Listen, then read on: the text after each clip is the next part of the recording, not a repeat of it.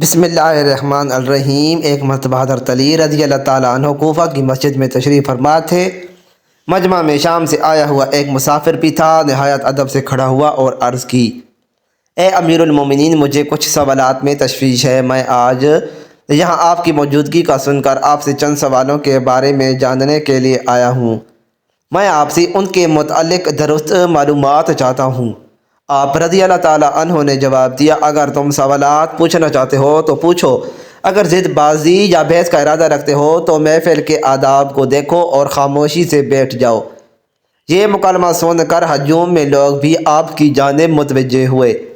اس شخص نے حضرت علی رضی اللہ تعالیٰ عنہ سے سوالات کا آغاز کیا اور کہا، اے امیر المومنین، مجھے یہ بتائیں کہ تخلیق کائنات میں اللہ نے سب سے پہلے کس کو تخلیق کیا؟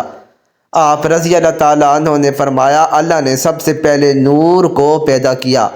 اس نے سوال کیا، اللہ نے آسمان، زمین اور پہاڑوں کو کس چیز سے بنایا؟ آپ رضی اللہ تعالیٰ عنہ نے فرمایا، اللہ نے آسمانوں کو پانی کی بخارات سے، زمین کو پانی کی جھاگ اور پہاڑوں کو پانی کی موجوں سے بنایا۔ پھر اس نے سوال کیا کہ مکہ کو ام القریٰ کیوں کہا جاتا ہے؟ آپ نے فرمایا، ام القریٰ کے یعنی ہر ترتیب کی ماں، کیونکہ زمین کی ہر چیز اس کے نیچے سے بچھائی گئی، اس لیے عرب کے شہر مکہ جہاں بیت اللہ شریف ہے اس سے ام القریٰ کہا جاتا ہے۔ اس آدمی نے اگلا سوال کیا، زمین کے اوپر کے آسمان کو کس چیز سے پیدا کیا گیا؟ آپ نے جواب دیا، دیار کی رکی ہوئی فوج سے۔ پھر اس نے عرض کی، اے امیر المومنین، سورج اور چاند کا طول و عرض کتنا ہے؟ آپ نے جواب دیا، 900 فرسخ ضرب 900 فرسخ۔ فرسخ فارسی زبان کا لفظ ہے، ایک فرسخ میں 10 کلومیٹر لمبائی گنی جاتی ہے۔ اس نے اگلا کیا سوال کہ ستارے کا طول و عرض کتنا ہے؟ آپ نے جواب دیا، 12 فرسخ ضرب 12 فرسخ۔ اس اجنبی نے نہایت ادب سے درخواست کی، اے امیر المومنین، جیسا کہ قرآن میں 7 آسمانوں کا ذکر آیا، آپ ہمیں ان 7 آسمانوں کے نام اور ان کے رنگ بیان کر دیجئے۔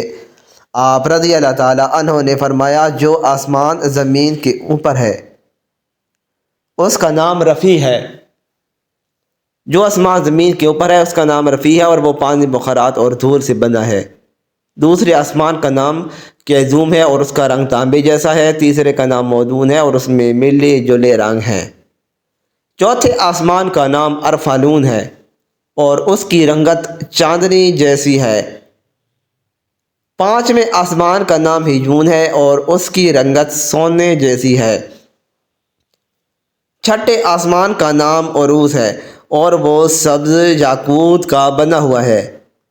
ساتویں آسمان کا نام اجما ہے اور وہ یہ سفید موتیوں سے بنا ہوا ہے۔ اس آدمی نے اگلا سوال کیا کہ اے علی، آپ مجھے یہ بتائیں، بیل وہ واحد جانور ہے جس نے آسمان کی طرف اپنا سر نہیں اٹھایا، ایسا کیوں؟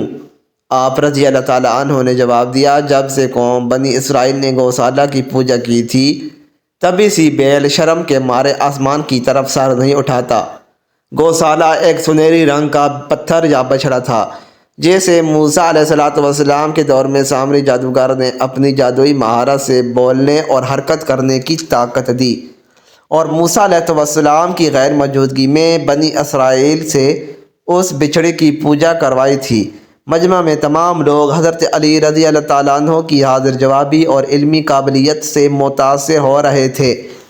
شام سے آئے ہوئے مسافر نے اگلا سوال پوچھا، اے امیر المومنین، وہ کون سے نبی تھے جنہوں نے ایک ہی وقت میں 2 بہنوں سے شادی کی تھی؟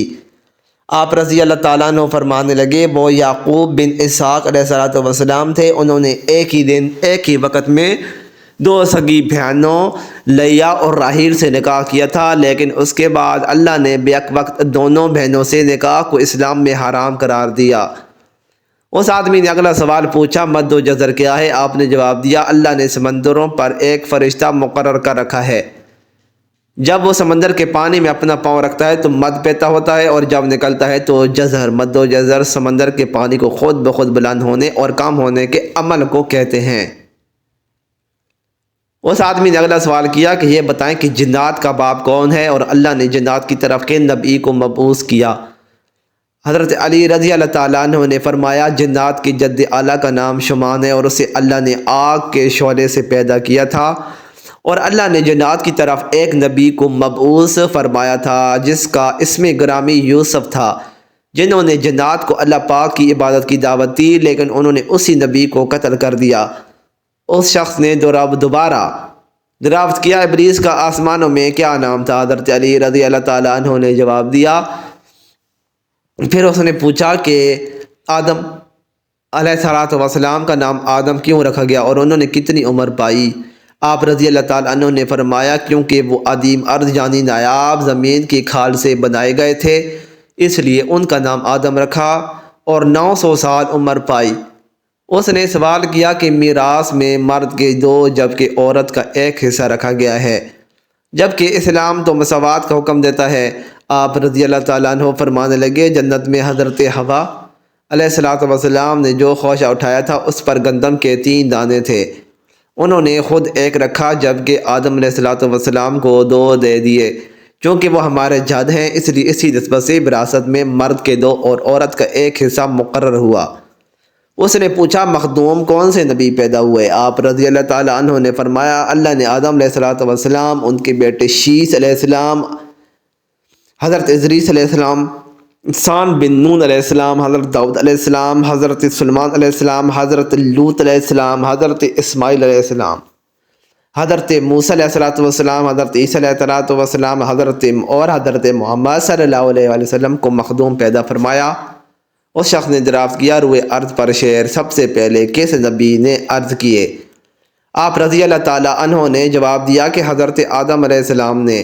جب حضرت آدم علیہ السلام زمین پر اتارے گئے اور انہوں نے ہر طرف زمین کی خاک اور وسعت اور ہوا کو دیکھا، اور پھر جب شیطان کے وسوسے کی وجہ سے قابیل نے حابیل کو قتل کیا تو آدم علیہ السلام نے شدید غم میں یہ اشعار کہے جن کا ترجمہ ہے، اور ان کے رہنے والے بدل گئے اور زمین کا چہرہ خراب اور گرد آلود ہو چکا ہے، رنگ و ذائقہ رکھنے والی چیز بدل گئی اور صورت چہرے کی بشاشت ماند پڑ گئی۔ میں اپنے طور و حیات کو باعث غم سمجھتا ہوں، اور کیا زندگی کے خاتمے کی وجہ سے مجھے چین مل سکے گا؟ میں آنسو آخر کیوں نہ بہوں؟ حابیل قبر میں دفن ہو چکا اور قابیل نے اپنے بھائی کو قتل کر دیا، ہائے غم و حسرت، سانولا سلونا بیٹا گم ہو گیا۔ یہ بات سن کر سب حاضرین خاموش ہو گئے۔ پھر وہ شام کا شخص بولا امیر المومنین حضرت آدم علیہ السلام جنت سے نکالے جانے کے غم میں کتنا عرصہ روئے؟ آپ رضی اللہ تعالیٰ عنہ نے فرمایا آپ 100 سال تک روتے رہے۔ شامی شخص نے پھر سوال کیا کفر کی ابتدا کس نے کی اور پہلا کفر کس نے کیا؟ آپ رضی اللہ تعالیٰ عنہ نے جواب دیا کفر کی ابتدا ابلیس ہوئی اور وہی کائنات کا پہلا کافر ہے۔ اور پھر اس شخص نے آخری سوال کیا حضرت نوح علیہ السلام کا اصل نام کیا تھا اور ان کی کشتی کا طول و عرض کتنا تھا؟ آپ رضی اللہ تعالیٰ عنہ نے جواب دیا نوح علیہ السلام کا اصل نام سکن تھا۔ انہیں نوح علیہ السلام کہنے کا سبب یہ تھا کہ انہوں نے 950 برس تک قوم پر دعا کیا تھا اور ان کی کشتی کا طول 800 ہاتھ اور عرض 500 ہاتھ اور سطح زمین سے اس کی بلندی 80 ہاتھ تھی۔ مزید اچھی ویڈیوز کے لیے چینل کو ضرور سبسکرائب کریں۔ شکریہ۔